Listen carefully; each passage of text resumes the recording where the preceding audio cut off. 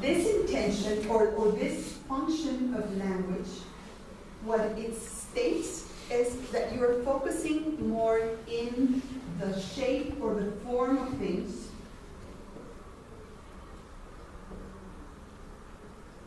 more importantly than in the message or the exactitude of the things that you're saying.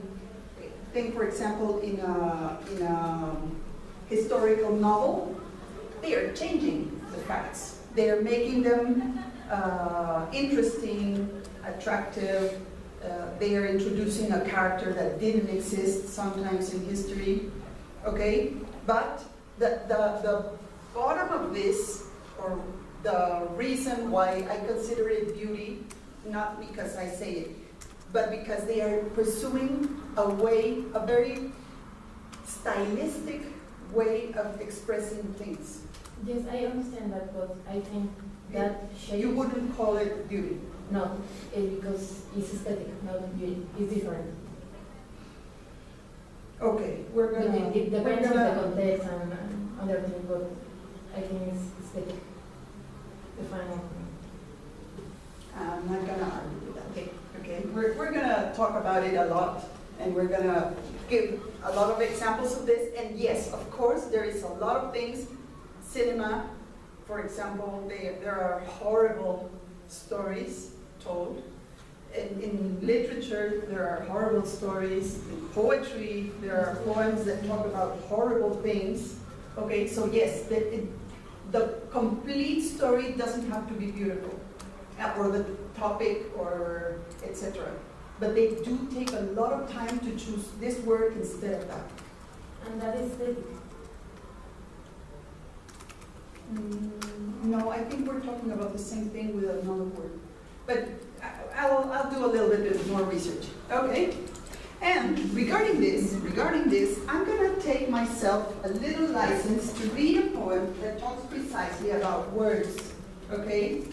And it is in Spanish, I'm sorry, but it teaches us exactly what I want to do about beauty and aesthetics and something like that. Okay, so let's go. Have you ever heard about Pablo Neruda? Yes. Does it ring the bell? No? Well, he was a poet, okay, and he's one of the best in the world, okay? And he is going to express his feelings about the words, okay? So it says, la palabra. Todo lo que usted quiera, sí señor, pero son las palabras las que cantan, las que suben y bajan. Me posterno ante ellas, las amo, las derrito, amo tanto las palabras, las inesperadas, las que glotonamente se esperan, se acechan, hasta que de pronto caen. Vocablos amados, brillan como piedras de colores, saltan como platinados peces, son espuma, hilo, metal, rocío. Persigo algunas palabras, son tan hermosas que las quiero poner todas en mi poema. Las agarro al vuelo cuando van zumbando y las atrapo, las limpio, las pelo, me preparo frente al plato, las siento cristalinas, vibrantes, ebúrneas, vegetales, aceitosas, como frutas, como algas, como ágatas, como aceitunas. Y entonces las revuelvo, las agito, me las bebo, me las zampo, las trituro, las emperejilo, las liberto. Las dejo como estalactitas en mi poema, como pedacitos de madera bruñida, como carbón, como restos de naufragio, regalos de la ola. Todo está en las palabras.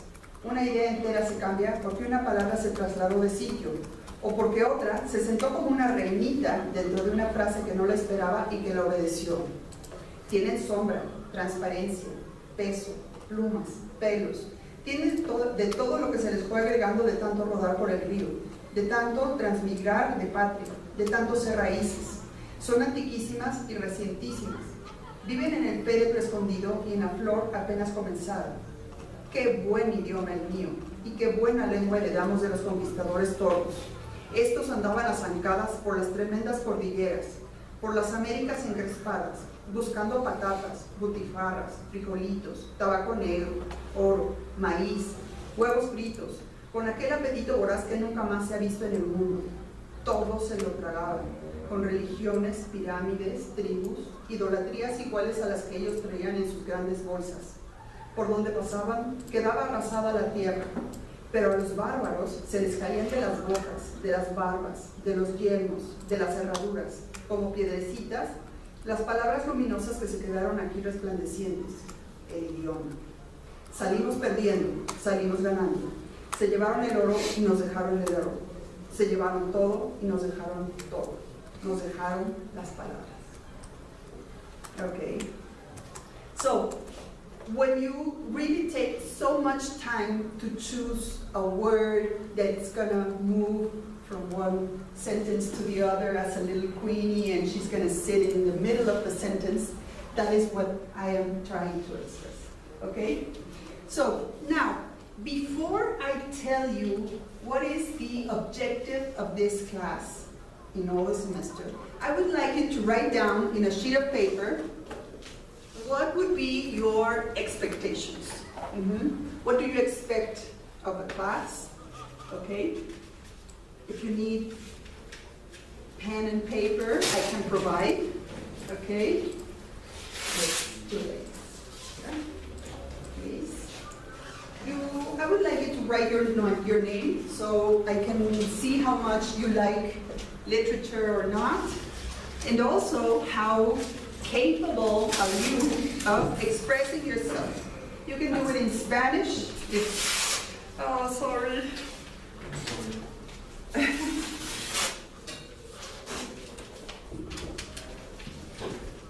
You can do it in Spanish, although this class is in English. Okay? You have one? Okay. Yes.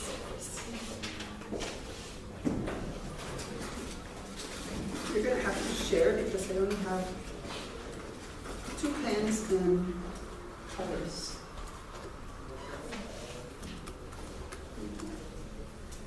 We have a couple of minutes. I do want you to write with your best capacity, your expectations. What do you expect from the class? How would you like it to be? Mention that you like or don't like to read very much. And if you have one, who is your favorite author? Who would be your favorite author?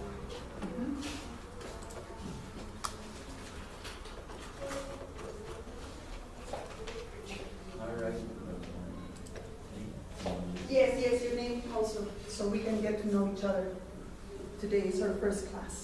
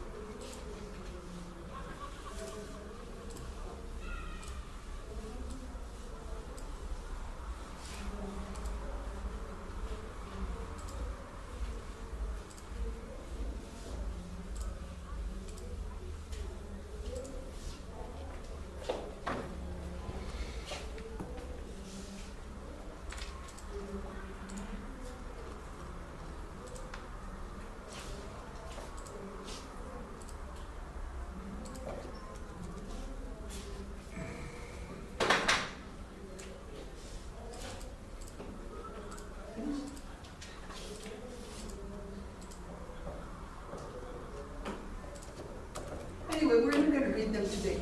I'm going to take them with me and I'm going to get ideas to restructure the class if there were many differences.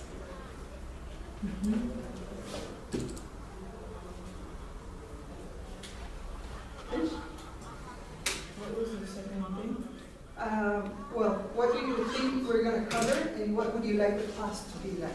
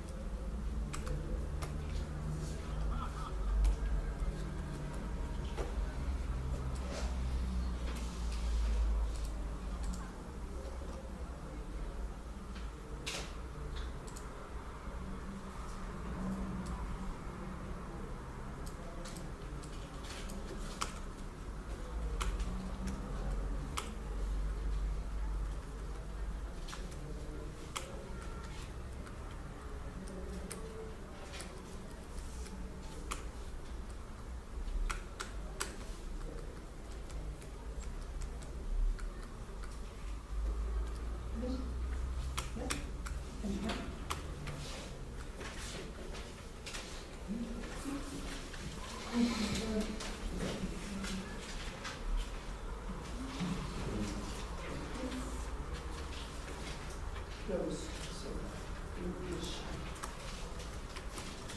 Thank you very much. Your work hard is.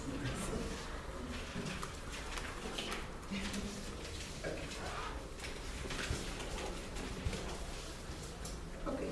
Since my main objective is to make you like literature, let's talk a little bit about the benefits of reading.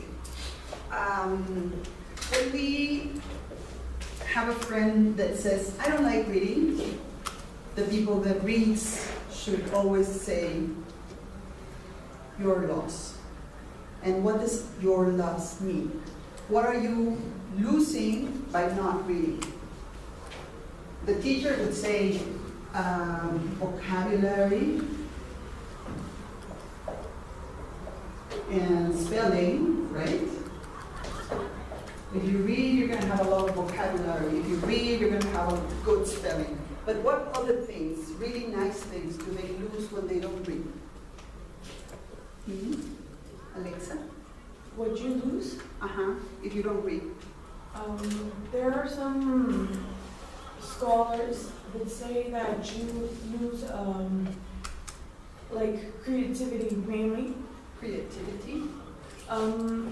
Also your scores in tests begin to decrease because of the lack of vocabulary. Okay. And like you start to lose your identity. You don't know what to make of yourself because you don't know where you come from. Okay. Disconnection? Yeah, kind of.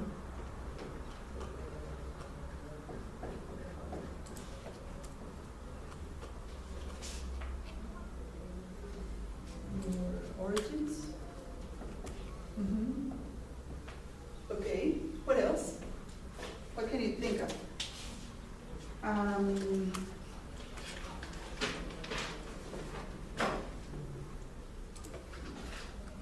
Recognition.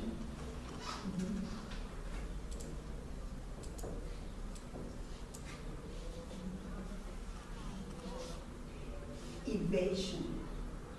Have you ever thought of this like that? Those of you that have read really good books, once you are reading, you're not sitting in your sofa reading. You are inside the space shuttle, traveling at the speed of light and about to crash against a foreign sun. Okay, so you are forgetting everything that surrounds you in that precise moment.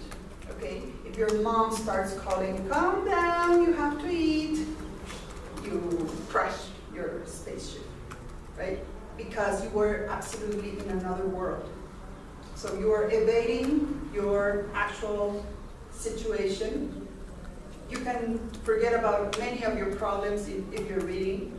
You can live situations that are not in your common life. And that's going to take us to a very strange and difficult word, that it's vicarious experiences.